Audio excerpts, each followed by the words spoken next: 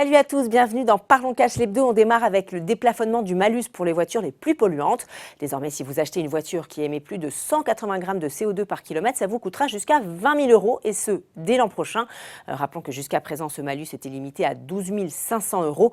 Ce déplafonnement doit rapporter 50 millions d'euros, une somme qui va financer deux fonds pour les sous-traitants de la filière automobile.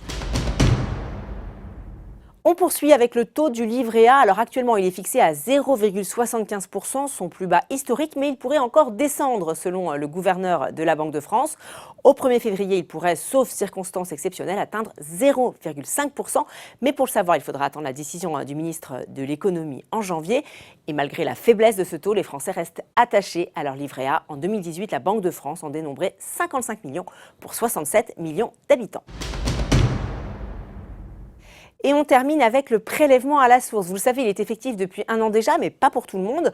Pour les particuliers employeurs, c'est à partir de cette année. Concrètement, si vous employez par exemple une aide à domicile, il faudra toujours effectuer votre déclaration auprès de Page Emploi ou du CESU.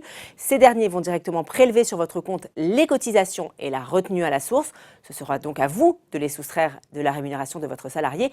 Et c'est encore plus facile si vous adhérez à CESU Plus et Page Emploi. L'URSSAF va se charger de reverser la rémunération à votre salarié ainsi que le montant de la retenue à la source à l'administration fiscale. Voilà, Parlons Cash Hebdo, c'est fini pour aujourd'hui. On se retrouve le week-end prochain. Très bonne fête à tous.